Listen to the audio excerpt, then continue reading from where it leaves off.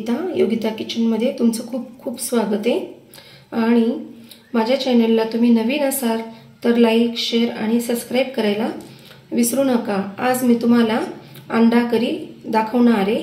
Video skip न करता पूर्ण पहा। पहिला सुरुवात करूया। मी गॅसवर कढई ठेवली आहे गरम करायला। त्यात आता आपल्याला एक पळी तेल घालून घ्यायचे। गरम झाले त्यात एक चमचा जिरं घालायचे, काजू घालायचे, लसूण घेतलाय, आल्याचे तुकडे घालायचे आणि कांदा, टोमॅटो आणि मिक्स करून घ्यायचे। मीठ घालायचे आणि थोडी कोथिंबीर। गॅसवर आपल्याला हा पूर्ण मसाला परतून घ्यायचा आहे। पूर्णपणे 5 मिनिटात हा कांदा टोमॅटोचा मसाला परतून झालेला आहे। आता आपण याला गार करून आणि मिक्सरमधून वाटून घ्यायचा आहे।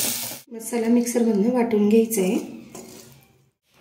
अशा पद्धतीने मसाला वाटून घेतला आहे। इथे मी अंडे बॉईल करून घेतले, पाण्यात मीठ घालून बॉईल करून घेतलेले आहेत। आता याला आपल्याला असे मध्ये थोडे थोडे काप द्यायचे। मी कढई चेंज करून घेतलेली, कारण की मसाला टाकल्यानंतर त्याला चिकटला असता, म्हणून मी पुन्हा कढई चेंज करून घेतली। त्यात आपल्याला आता तेल तापत आले, त्यात हिंग घालायचं आहे आणि पूर्णपणे कमी गॅस ठेवायचा आहे। थोडं लाल तिखट घालायचे आणि हळद घालून घ्यायची आणि त्यात आपल्याला आता हे अंडे फ्राय करून घ्यायचे। 2 मिनिटांसाठी आपण अंडे तेलात फ्राय करून घेतलेले आहेत। मसाल्यात जिरं घातले, त्यामुळे आता इथे अर्धा चमचाच आपल्याला जिरं घालायचे। त्यानंतर हिंग टाकायचं आहे आणि बारीक चिरलेला कांदा घालायचा आहे आणि छान तो ब्राऊन होईपर्यंत परतून घ्यायचा आहे। मी एक मिरची चिरून घातलेली, तिखट असते ती मिरची घातलेली आहे। त्यानंतर त्यात मी अर्धा टोमॅटो चिरून घातलेला आहे आणि छान मिक्स करून घ्यायचं आहे। कांदा ब्राऊन झाला आहे मस्त, आणि त्यात आता वाटण घालायचं आहे। आपल्याला मिक्स करायचं आहे, छान असं एकजीव करून घ्यायचं आहे पूर्ण मसाला। मसाल्याला छान तेल सुटलेलं आहे।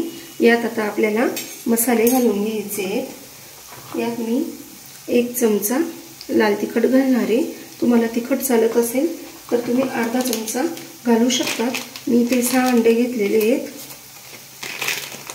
आणि इथे 1 चमचा गरम मसाला घालणार आहे। अर्धा चमचा हळद घालायची, कारण की आपण आधी हळद टाकलेली आहे।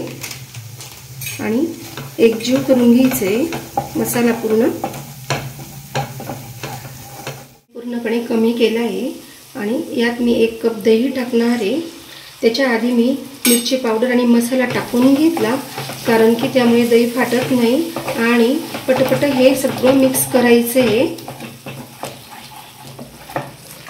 हे बघा, छान मसाला परतून झालाय, तेलही खूप छान सुटले आणि दही टाकल्यामुळे करीची चव खूप छान लागते। त्यात आता मी हे बघा मिक्सरमध्ये आपलं वाटण केलं होतं, मी ते पाणी टाकून घेणार आहे आणि छान एकजीव करायचे।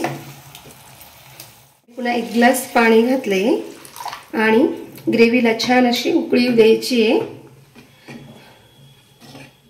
उकळी आली आहे, त्यात आपल्याला 1 चमचा मीठ घालायचे। तुम्ही तुमच्या आवडीनुसार कमी जास्त मिठाचं प्रमाण ठेवायचे। त्याला बॉईल केलेले फ्राय केलेले अंडे यात सोडून द्यायचे आहेत।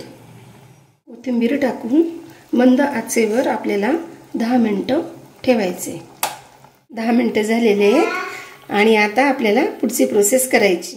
करी तयार झाली आपली, बघू शकता।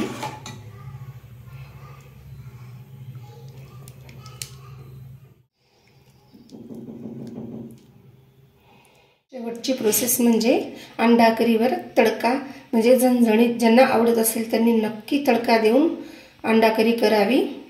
मीडियम गरम करून घेतले आणि त्यात अर्धा चमचा मी लाल तिखट घातलेलं आहे आणि मस्त असं कढीवर टाकून घ्यायचं आहे आपल्याला। आणि आजची रेसिपी आवडली असेल तर लाईक आणि कमेंट करायला विसरू नका।